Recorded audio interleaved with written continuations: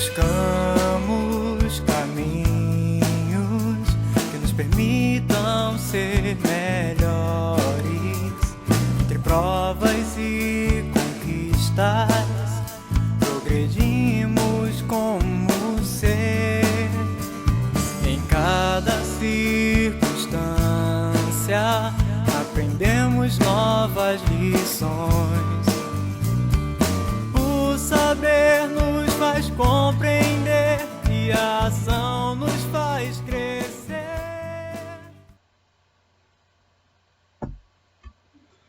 Amados e amadas, meu nome é João Roberto, trabalhador da União Espírita Carlos Chagas, que fica em Ramos, zona norte do Rio de Janeiro.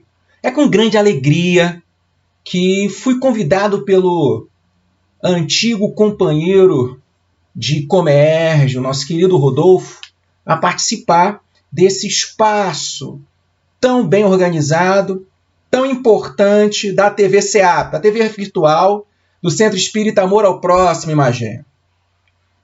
Me foi dada a grata oportunidade de falar de uma parábola, das tantas parábolas importantes que Jesus nos trouxe, uma parábola que é atualíssima, a parábola do mal rico.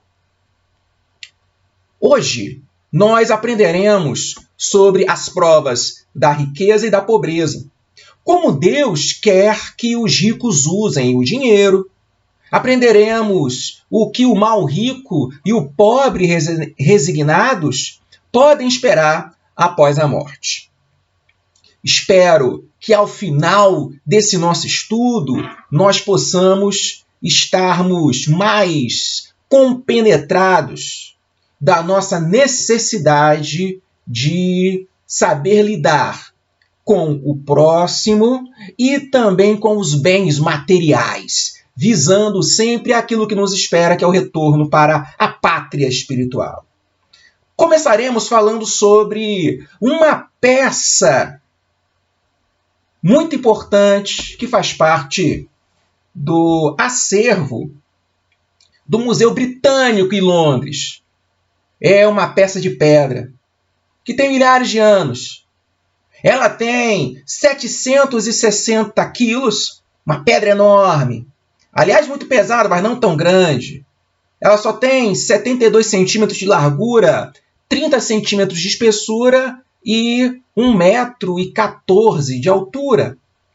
Essa pedra valiosíssima, ela foi encontrada no Antigo Egito pelo exército imperial de Napoleão Bonaparte, no ano de 1799. Essa pedra, encontrada na cidade egípcia chamada Roseta, ela trazia o que para a humanidade foi uma grande porta, ou melhor, chave para descobrir o que significavam os antigos hieróglifos egípcios. Essa pedra, ela estava escrita em 3 línguas. Havia em cima os hieróglifos, aqueles símbolos que são belos, mas que estavam, desde os tempos dos antigos egípcios, sem nenhum tipo de significação para os que vieram depois das grandes pirâmides, depois do fim do momento mais importante do Antigo Egito. Caiu totalmente no esquecimento o entendimento. Reinava então uma ignorância sobre o significado daqueles símbolos. E essa pedra possuía em cima hieróglifos. Abaixo dela, uma língua que era usada pelos egípcios. Essa língua é chamada uma língua diferente. O nome dela, demótico, uma língua egípcia. E por último, o grego. Essa pedra fascinante, chamada Pedra Roseta, ela permitiu que os contemporâneos pudéssemos, a partir daquele achado, relacionar o grego com o demótico, língua egípcia, e os hieróglifos. Esse trabalho coube a um gigante da paleontologia chamado Jean-François Champollion, que em 1822 decifrou a Pedra Roseta, dedicando muitos meses de estudo, comparou as 3 letras, criou um dicionário de egiptologia. Por isso, ele é tido como o pai desta ciência, a egiptologia. A partir de Champollion, nós tivemos a oportunidade de desvendar o significado do que estava em hieróglifo nas várias construções egípcias.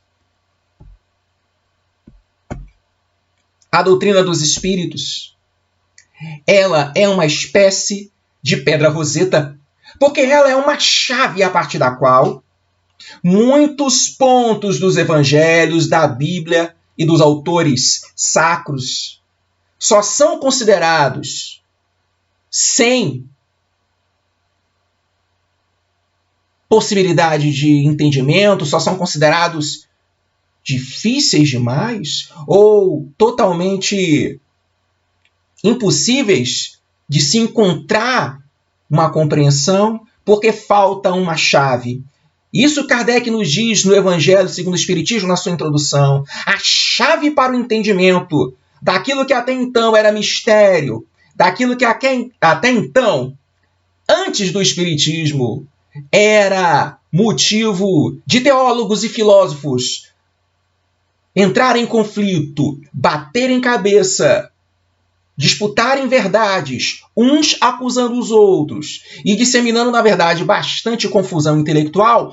No Espiritismo nós temos a chave que nos dá a oportunidade de estudar e entender aquilo que se encontra tanto no Antigo quanto no Novo Testamento. Por esse motivo, o Espiritismo é a chave. É o Consolador prometido que nos oferece a grandiosa oportunidade de nos alimentar das palavras bastante substanciais que Jesus nos trouxe. Jesus usou muitas parábolas. Parábolas são histórias que têm o objetivo de ensinar valores morais. Jesus contava histórias de coisas do dia a dia das pessoas da sua época para falar das coisas espirituais. Jesus contou histórias como a da casa feita sobre a rocha e sobre a areia, a história do filho pródigo, do fermento da figueira estéril, do joio do trigo, do remendo em pano velho, da semente de mostarda, enfim. Várias histórias de coisas comuns a todos os homens e mulheres de sua época, a fim de que eles, observando aquilo que era mais próximo de si, pudessem fazer comparações com a vida espiritual. Parábolas, como a do mal rico, possuem elementos com valiosos significados espirituais, que interpretaremos à luz da doutrina dos Espíritos. Leremos agora, então, o trecho que se encontra lá no Evangelho segundo o Espiritismo, sobre a parábola do mal rico, também conhecido como parábola do rico e Lázaro. Então, em Lucas, nós temos o seguinte: havia um homem rico que vestia púrpura e linho e se tratava magnificamente todos os dias. Havia também um pobre chamado Lázaro, deitado à sua porta, todo coberto de úlceras, que muito estimaria poder mitigar, ou seja, diminuir a fome com as migalhas que caíam da mesa do rico. Mas ninguém lhes dava, e os cães lhe vinham lamber as feridas. Ora, aconteceu que esse homem, Lázaro, morreu e foi levado pelos anjos para o seio de Abraão. O rico também morreu e teve por sepulcro o inferno. Quando se achava nos tormentos, levantou os olhos e viu longe Abraão e Lázaro que estava no seu seio. E exclamando, disse estas palavras: pai Abraão, tem piedade de mim e manda-me Lázaro, a fim de que molhe a ponta do dedo na água, para me refrescar a língua, pois sofro horrível tormento nestas chamas. Mas Abraão lhe respondeu: meu filho, lembra-te de que recebeste em vida teus bens e de que Lázaro só teve males. Por isso, ele agora está na consolação e tu nos tormentos. Ademais, existe para sempre um grande abismo entre nós e vós, de sorte que os que queiram passar daqui para aí não o podem. Como também ninguém pode passar do lugar onde estás para aqui. Disse o rico: eu então te suplico, pai Abraão, que o mande Lázaro, à casa de meu pai, onde tenho 5 irmãos, a dar-lhes testemunho destas coisas, a fim de que não venham também eles para este lugar de tormento. Abraão lhe retrucou: eles têm Moisés e os profetas, que os escutem. Não, não, meu pai Abraão, disse o rico. Se algum dos mortos for até com eles, se farão penitência. Respondeu-lhe Abraão: se eles não ouvem a Moisés, nem aos profetas, também não acreditarão, ainda mesmo que algum dos mortos ressuscite. Isso se encontra no Evangelho de Lucas, capítulo 16, versículos 19 a 31. Então, amados, é muito valioso essa nossa parábola, esse objeto de estudo nosso. Por este motivo, nós vamos fazer uma análise detida nos trechos dela. É claro que a gente não vai esgotar todo o manancial de riqueza que há nessa obra de arte, que é a parábola do mal rico. Contudo, vamos, utilizando a doutrina dos espíritos, fazer este trabalho de usar a doutrina como chave para poder buscar os significados nesses trechos, às vezes estranhos, incomuns. Então vamos lá. Vamos para a nossa parábola. Começo destacando que o rico vestia púrpura e linho e se tratava magnificamente todos os dias. Bem, linho e púrpura eram símbolos de riqueza e de alta posição social. Esse homem rico, ele tinha dinheiro, ele ostentava esse dinheiro e mostrava, por conta disso, uma posição social elevada. Ele se destacava dos tantos, da maioria daquela sociedade que não tinha dinheiro. A sua roupa falava sobre a sua condição de poder. Lázaro, por outro lado, estava à porta do homem rico. Ou seja, Lázaro era conhecido pelo homem rico e desprezado igualmente. Pois Lázaro não recebia nem mesmo as migalhas. E quando a gente lê essa palavra, é para entender que o que sobrava na mesa do homem rico não era disponibilizado para Lázaro. O homem rico, ainda que abrisse mão do seu excesso, não é que o homem rico devesse passar necessidade, se impor a restrição de ficar sem comer uma refeição. Não. Como ele era rico, como ele mostrava essa riqueza, ele vestia púrpura e linho, é de imaginar que a sua mesa fosse repleta de alimento. Aqui nós temos um miserável Lázaro que não tem o que comer. Ele não tem o que comer. A gente vê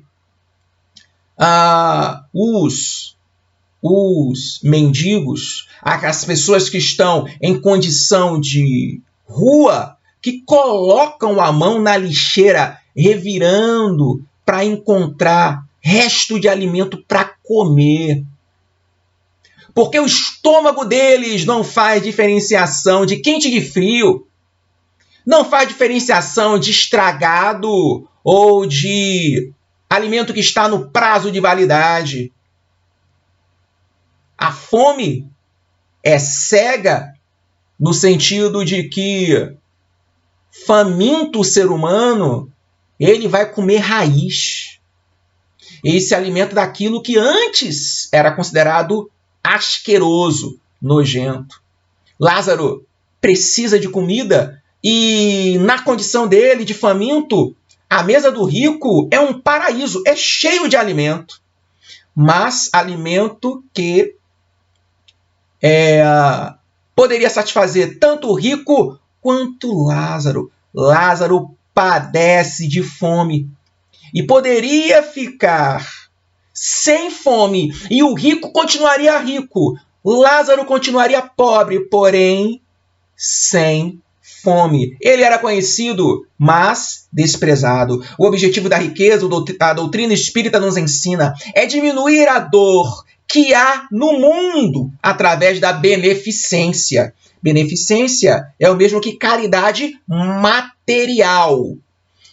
O dinheiro que eu tenho, eu uso parte desse dinheiro para dar roupa a quem precisa, para ajudar na compra de remédio, para ajudar na compra de material escolar, comprar um livro para quem não possa, para quem não tenha a possibilidade de poder conhecer um autor da literatura, espírita ou não, mas que vai ser importante para a formação da alma daquela pessoa.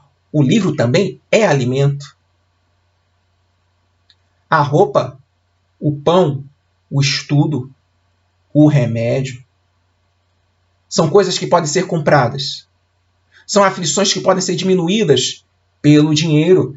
Essa é a destinação das riquezas. Mediante a caridade, diminuir os prejuízos que as desigualdades sociais criadas pelo orgulho e pelo egoísmo humano impõem ao mundo. Na mensagem Oração do Dinheiro, Meimei, através das mãos de Francisco Cândido Xavier, diz que nós mantemos o dinheiro em cativeiro. Olha que reflexão interessante.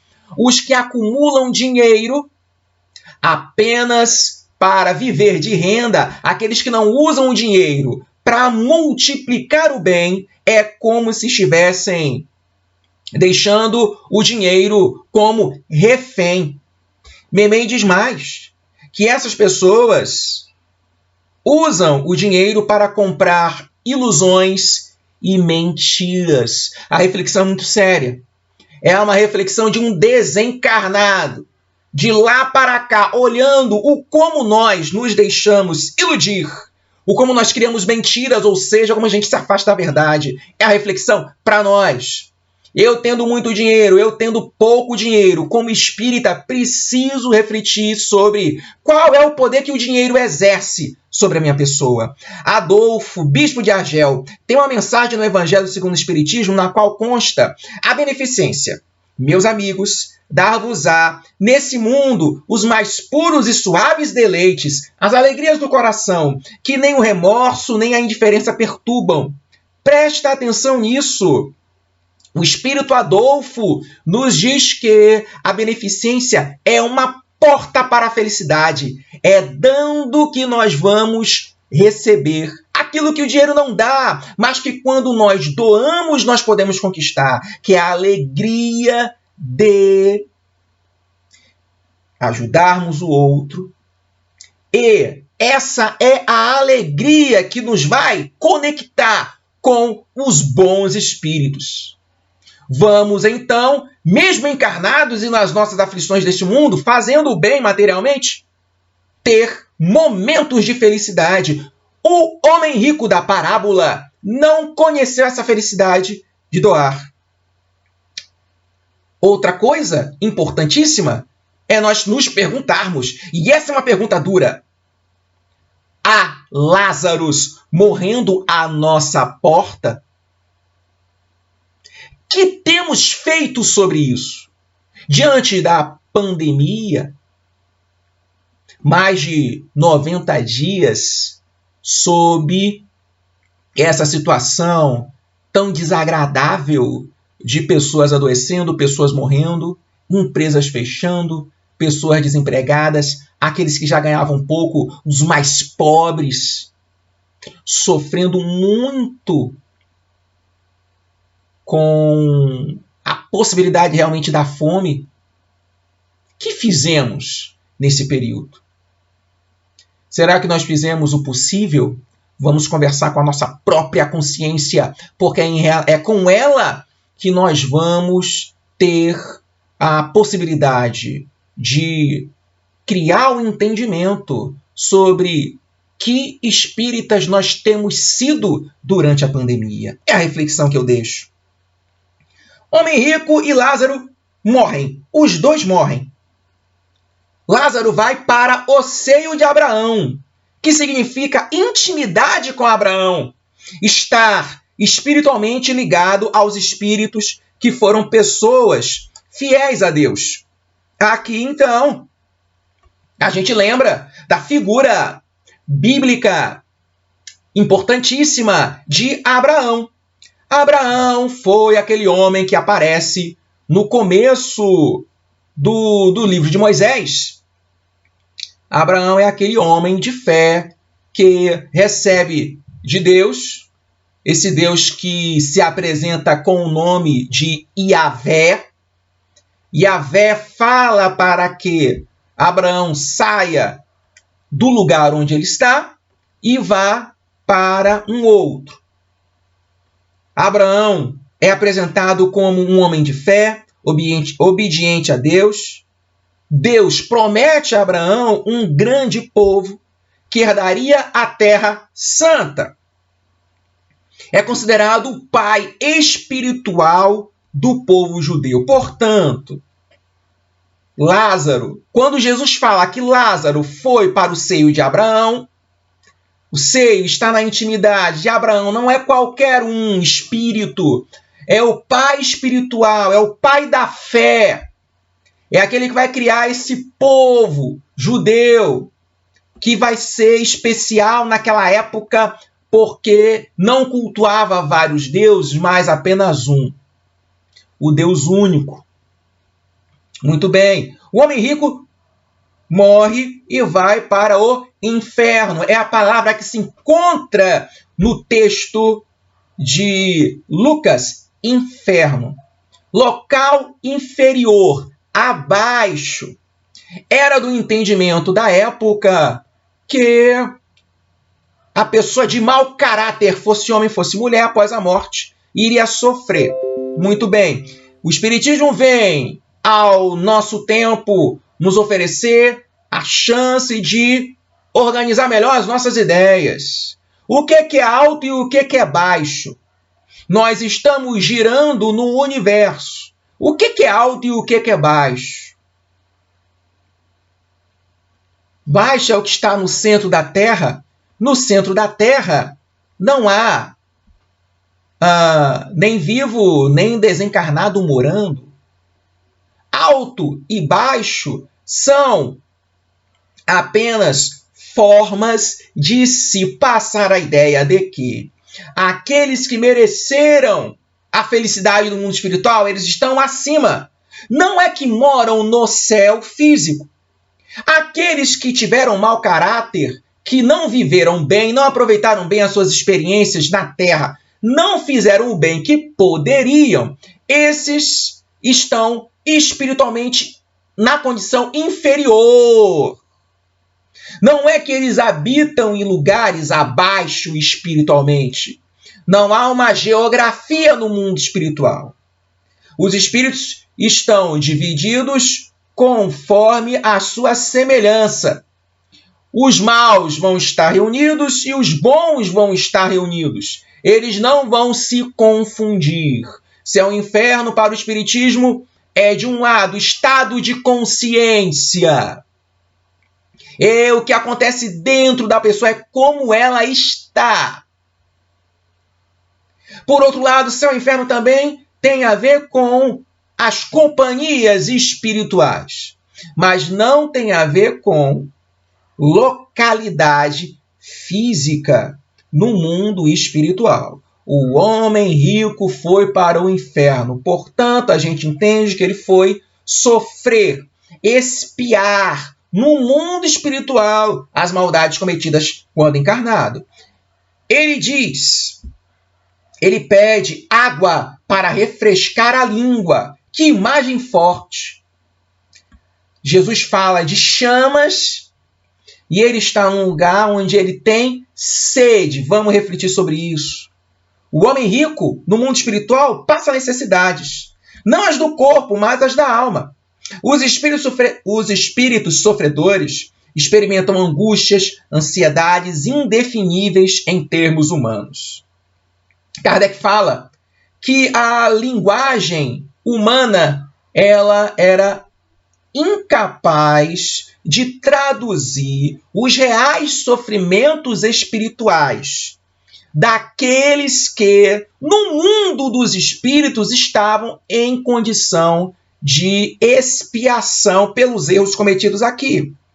Então, a maneira mais adequada, apesar de limitada e materializada, de comparar o sofrimento moral dos espíritos sofredores foi criar a imagem do fogo. Porque o fogo, diz Kardec lá no Livro dos Espíritos, no comentário da questão 974, diz Kardec, o fogo é o tipo mais cruel suplício. É o símbolo da ação mais violenta, o fogo, ser queimado, destruição, a dor, a agonia. Esse fogo foi traduzido como o tipo de sofrimento daqueles que, durante a sua vida, não viveram conforme a própria consciência, conforme aquilo que as religiões haviam lhes pregado, de modo que mortos, desencarnados, melhor dizendo, no mundo dos espíritos, eles estavam colhendo aquilo que haviam semeado, estavam sofrendo grandes angústias espirituais. O mal rico assim estava.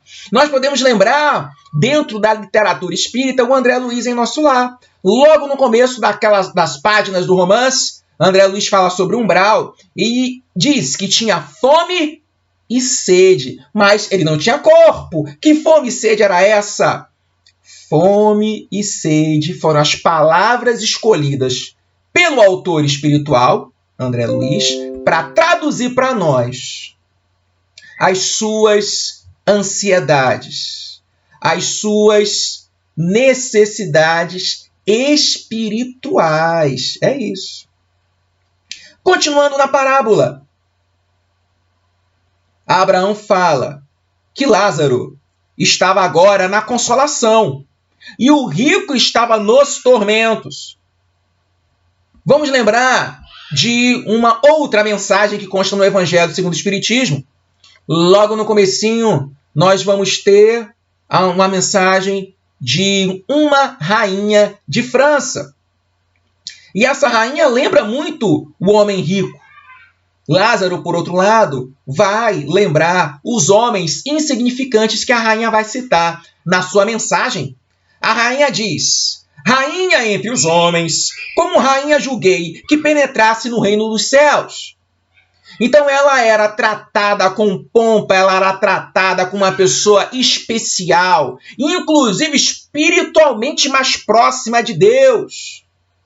Portanto, se ela era servida quando no mundo, após a morte, continuaria a ser tratada como uma rainha. Ela imaginava assim, diz ela, que desilusão, que humilhação, quando, em vez de ser recebida aqui no mundo espiritual, qual soberana, vi acima de mim, mas muito acima, homens que eu julgava insignificantes e aos quais desprezava por não terem sangue nobre. A rainha, então, tratava certas pessoas, provavelmente serviçais dela, tratava essas pessoas como gente insignificante, gente sem significação. E quando eu digo que alguém é sem significação, é no sentido de que eu posso humilhar essa pessoa.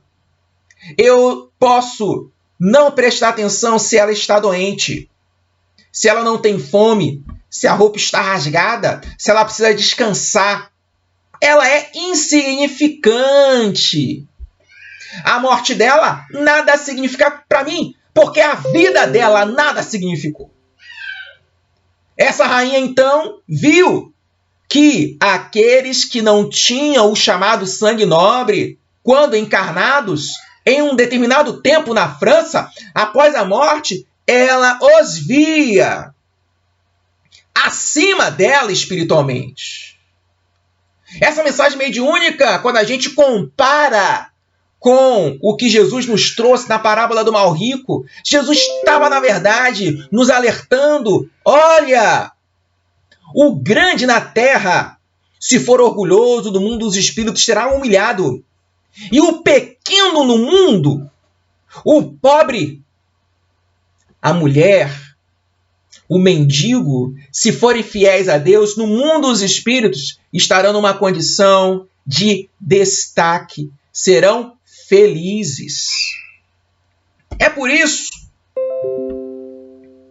que nós vamos ver Jesus falando sobre a bem-aventurança dos pobres, da qual nós vamos falar agora.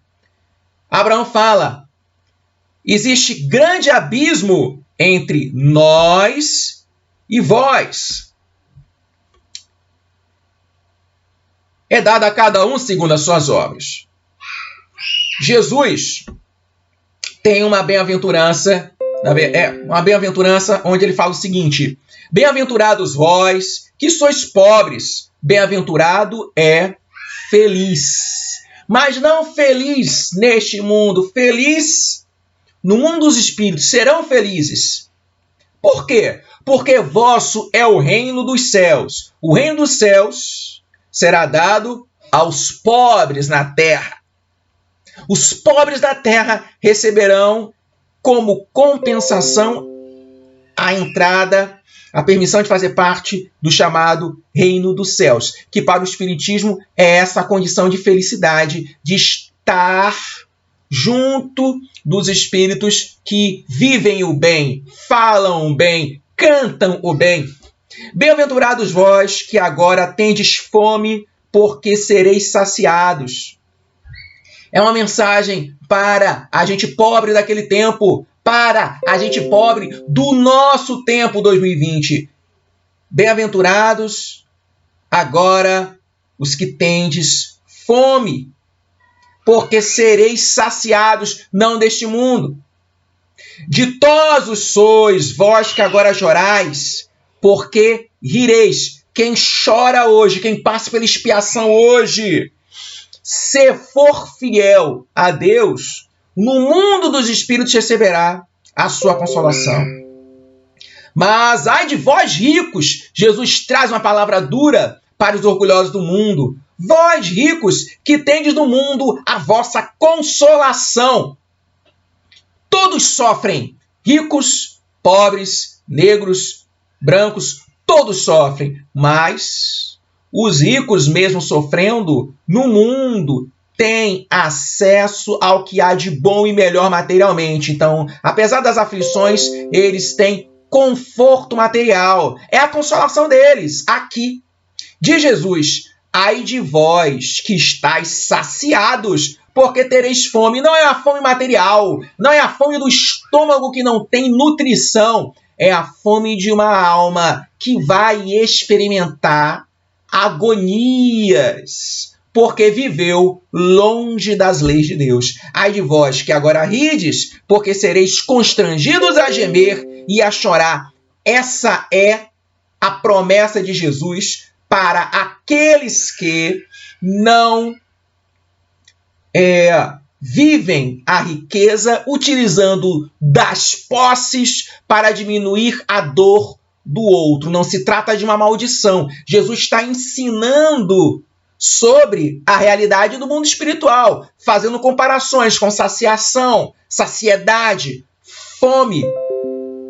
Aquele que chora hoje, amanhã vai rir. O que ri hoje, amanhã vai chorar. Porque ele nos ensinou que os últimos serão os primeiros. E a gente vê isso muito bem aí na parábola do mal rico. É Jesus ensinando, jamais amaldiçoando, mas mostrando que a lei de Deus, ela vai servir para todos. E aquele que se considera que está no pico da montanha, acima dos outros, olhando por cima, sobre esses, a lei de Deus vai funcionar de uma maneira perfeita.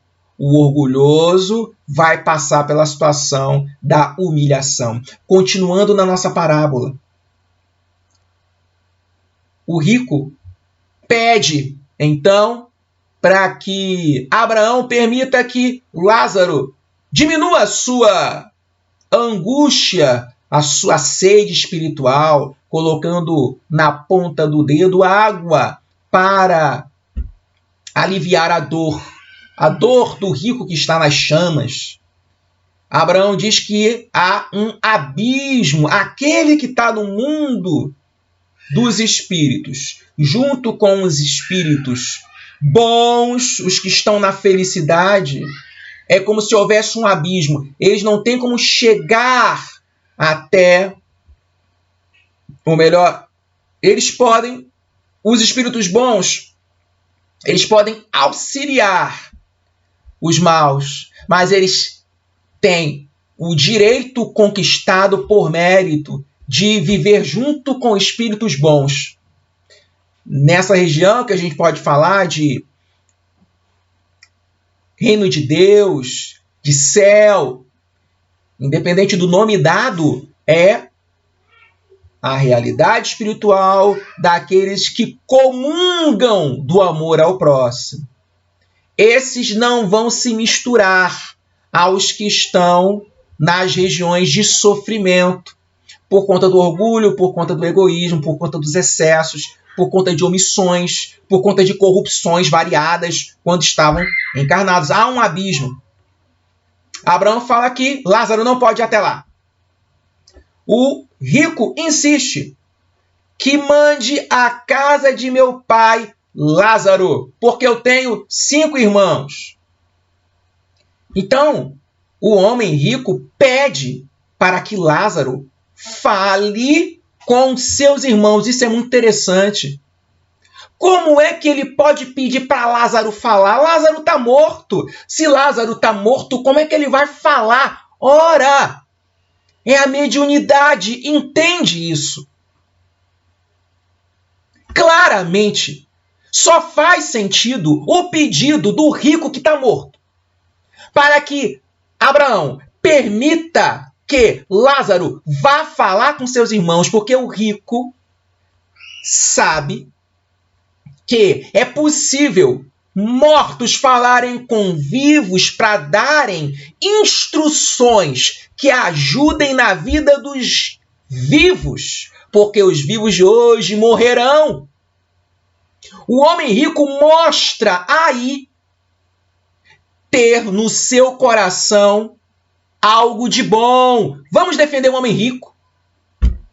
Ele tem algo de bom, porque se ele fosse mais egoísta, ele diria para si: estou sofrendo aqui, não quero que os meus 5 irmãos, que são iguais a mim, fiquem do lado de Abraão, junto com Lázaro. Eu quero que eles venham sofrer comigo. Mas o homem rico não pensou, ele não sentiu dessa maneira. Ele teve compaixão dos seus irmãos e pede para que Lázaro vá até os seus irmãos. E hoje, pelo Espiritismo, podemos dizer, é mediúnico esse pedido. O rico está pedindo para que o espírito de Lázaro se comunique com seus irmãos, para ajudar os seus irmãos a evitar que eles continuem na vida torta, egoísta e orgulhosa, se retifiquem, usem o dinheiro para diminuir a dor dos seus semelhantes, fazer com que seus irmãos alimentem os pobres miseráveis que se encontram à porta de seus palácios, para que, morrendo os seus irmãos, não se encontrem no mundo espiritual, não possam estar no mundo espiritual na mesma condição do homem rico. É preciso considerar isso. Ele não era santo de modo algum, por isso estava naquele sofrimento. Contudo, havia nele bondade.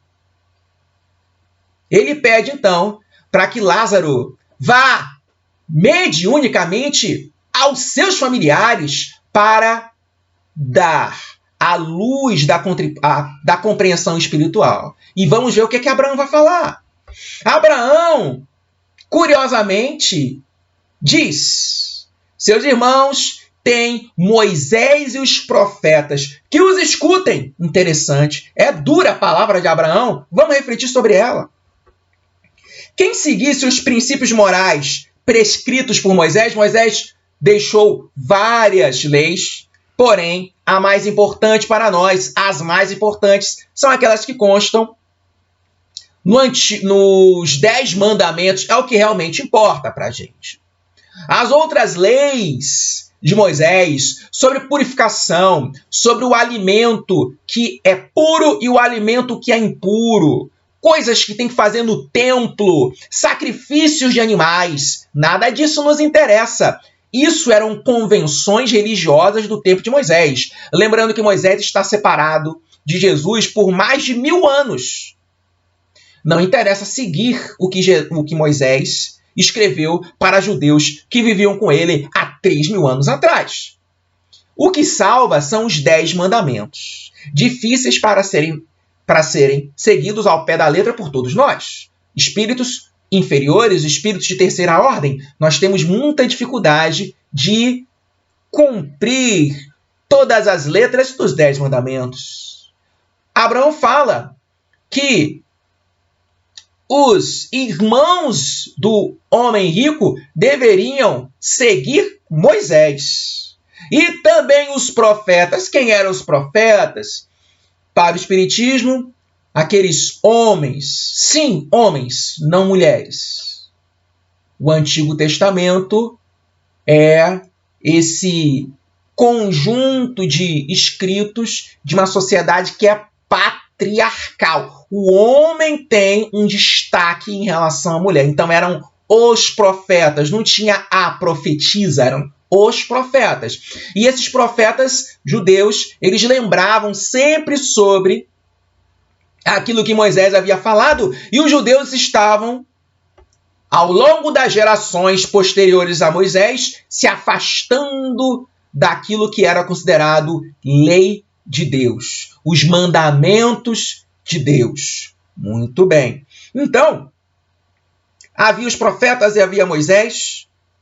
Era preciso segui-los para estar conforme os mandamentos de Deus. E Jesus fala que todo o Antigo Testamento se resume em amar a Deus sobre todas as coisas, com todo o nosso espírito, e ao próximo como a nós mesmos. Ama a Deus, ama ao próximo, amar a si. Essa tríade perfeita.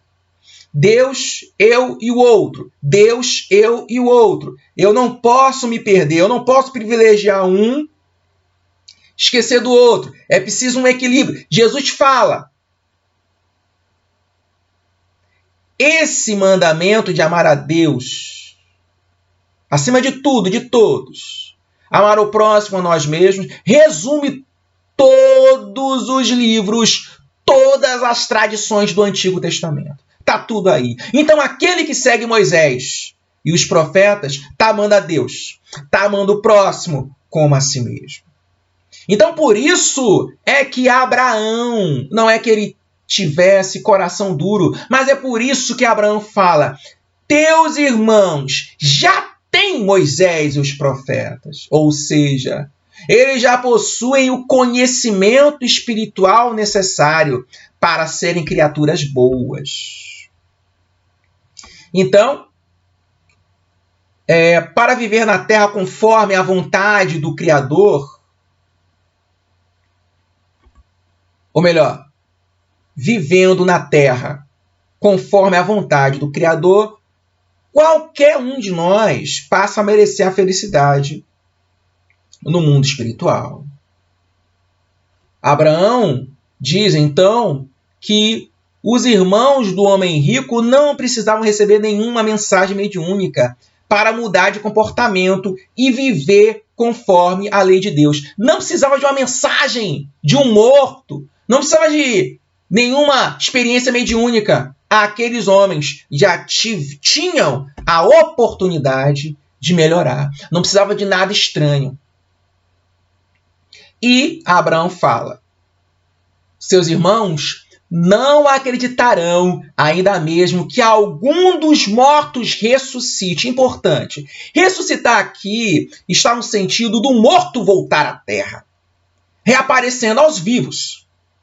É o que acontece na experiência mediúnica. Abraão não aceita o pedido insistente do homem rico porque os seus 5 irmãos não ouviam a Moisés e os profetas. Por isso, não acreditariam em Lázaro, porque não basta ver para crer. Jesus, por exemplo, curava na frente dos fariseus, e ainda assim era por estes chamado de enviado do demônio. Ou seja, quem não acreditasse nos ensinos do Antigo Testamento sobre a lei de Deus não poderia acreditar, ou seja, dar crédito às palavras de um espírito. As palavras de Lázaro não entrariam no coração dos seus irmãos. Há um ensinamento aqui, então, no sentido de que aquele que não está na condição espiritual de aceitar para si a vontade de Deus, as leis de Deus, não tem acesso, ele não pode, ele não vai ter a possibilidade de saber receber uma experiência mediúnica. Ainda que Lázaro retornasse para a terra e fosse até os palácios onde moravam os 5 irmãos do homem rico, o coração deles não iria ter porta aberta para Lázaro entrar. Vamos agora para a nossa conclusão, amados e amadas. E nós concluímos dizendo que a parábola do homem rico confirma a máxima: fora da caridade não há salvação. Paulo, apóstolo, disse em uma mensagem que consta no capítulo 15 do Evangelho segundo o Espiritismo: meus filhos, na máxima, fora da caridade não há salvação, estão encerrados os destinos dos homens, na terra e no céu. Na terra, porque à sombra desse estandarte eles viverão em paz. No céu, porque os que a houverem praticado acharão graças diante do Senhor. Entendamos, amados, a caridade material, a caridade moral, que não precisa de dinheiro para ser realizada. E é bom, excelente, quando existe a junção dos 2 tipos de caridade, a caridade material e a caridade moral. Dar o que quer que seja de material de uma maneira amorosa, caridosa. Sem essa caridade, nós não vamos ter como solucionar as questões pessoais, individuais, existenciais. Do mesmo modo que os problemas sociais que nós conhecemos não serão solucionados. A fome, a violência, os desequilíbrios sociais variados, as famílias desorganizadas, traições, infidelidades conjugais, sem caridade, isso continuará como página constante nos noticiários da Terra.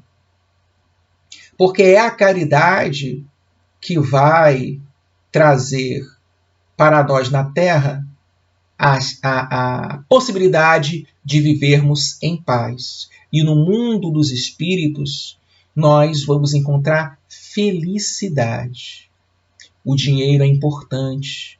O dinheiro é bom como um instrumento de Deus para nós vivermos de maneira plena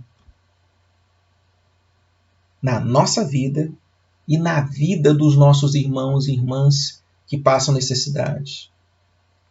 Que nós possamos aprender com a parábola do mau rico.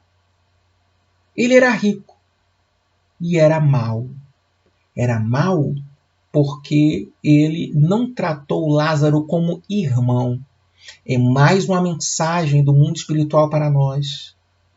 Estamos tratando aqueles que socialmente são inferiores como irmãos. Vejo um mendigo na rua, eu o sinto como irmão. A criança abandonada, eu sinto como minha irmã. O doente mental. Enfim, os tantos tipos de pessoas que são socialmente desprezados, tratados como insignificantes. Como o meu coração se relaciona com essas pessoas? Qual é o lugar dessas pessoas dentro de nós? Vamos pensar nisso. É hora do nosso coração trabalhar a fraternidade no sentido de nós, ainda que não possamos abrigar todos os desvalidos das ruas no nosso lar, não é essa a questão, mas que tenhamos um coração que se interessa, no melhor sentido do termo interessar, um coração que se interessa pelos destinos dos mais pobres, dos mais fracos, dos mais fragilizados, vulneráveis socialmente. Porque é assim que nós vamos começar a regenerar este nosso mundo. Se queremos um mundo melhor, nós temos que viver conforme nós achamos que o mundo melhor será. Finalizo agradecendo a todos por essa oportunidade de falar nessa parábola sobre questões tão relevantes, tão importantes. Lembrando o que eu já assisti mais uma vez companheiros do Alcoólicos Anônimos quando participaram de eventos espíritas nos quais eu estava. Eles começavam falando: agradeço pelo convite, por poder aqui falar, porque isso me deu força para hoje não beber. Do mesmo modo eu digo, agradeço aos irmãos do Centro Espírita Amor ao Próximo por eu hoje poder falar sobre fraternidade, sobre dinheiro, para que eu hoje, só por hoje, possa ter uma relação cristã com o dinheiro. Não me deixando iludir, não me deixando acorrentar e nem mesmo escravizando o dinheiro, mas fazendo com que ele possa seguir o seu curso de diminuir a dor que há no mundo. Que a graça do Senhor esteja com todos nós. Graças a Deus que assim seja.